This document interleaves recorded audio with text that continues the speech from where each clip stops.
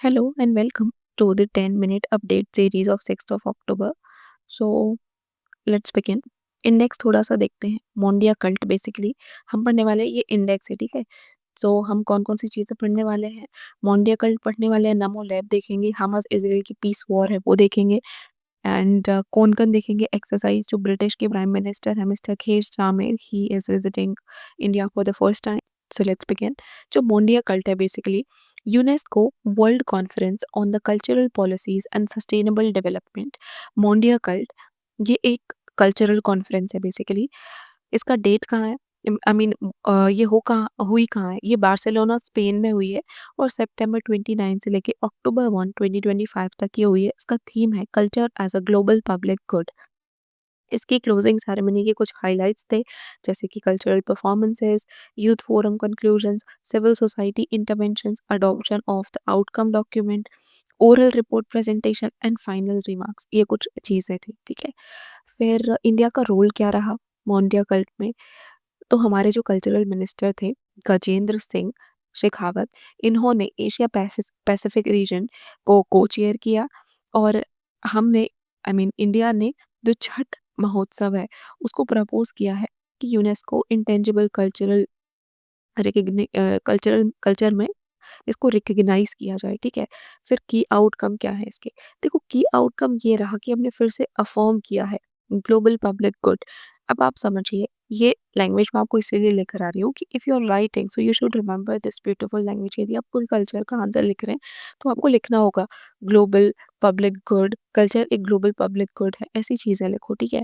Adoption of outcome वही कि global public good पर स्ट्रेस डाला गया और कंसेंसस हुआ कि कल्चरल पॉलिसीज नेशनल लेवल पे और इंटरनेशनल लेवल पे स्ट्रेंथन करेंगे हम।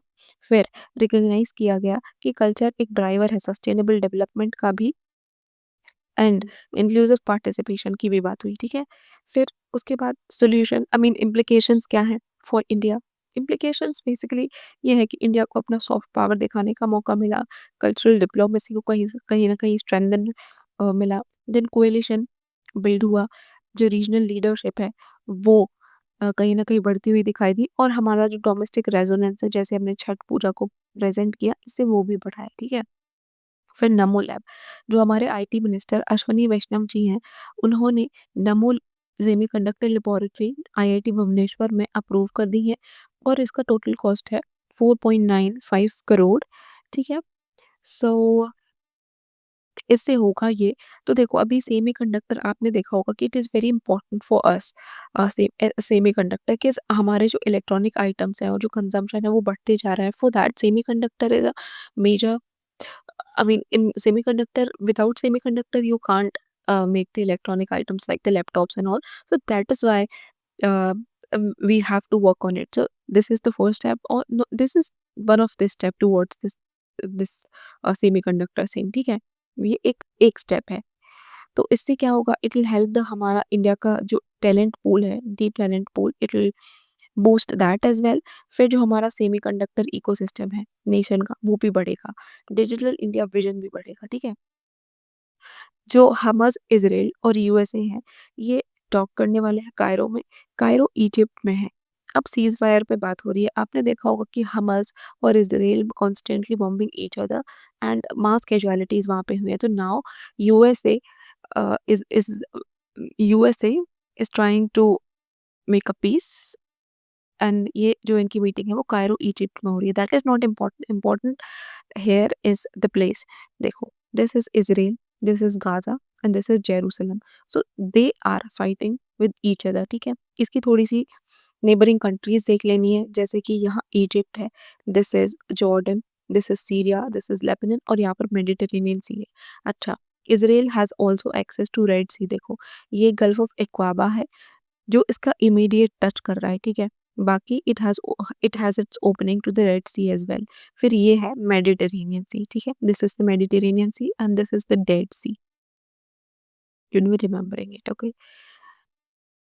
देन एक्सरसाइज कोनकन, इंडिया और यूएस में होने वाली ये एक्सरसाइज कोनकन है, ठीक है। This is the naval exercise basically और इसका ड्यूरेशन है 5th से 12th ऑफ अक्टूबर एंड ये जो एक्सरसाइज है ये हमारा रीअफर्म करेगी या फिर रीइंफोर्स करेगी India UK comprehensive strategic partnership under vision 2035 के रोड मैप को, ठीक है? फिर जो हमारे ब्रिटिश प्राइम मिनिस्टर हैं, ही इज़ विजिटिंग इंडिया और इनकी विज़िट 8 अक्टूबर से 2 दिन के लिए शुरू हो रही है। सो ये इनकी पहली विज़िट है। This is his first visit.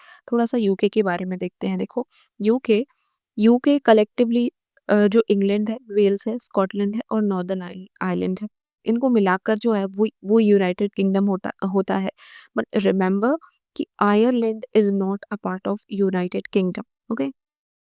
फिर क्या है कि ही इज़ विजिटिंग, तो both Mr. PM, Mr. Modi and Mr. Starmer, they will review the progress of the India-UK Comprehensive Strategic Partnership, जो कि विजन 2035 रोड मैप के अंदर है।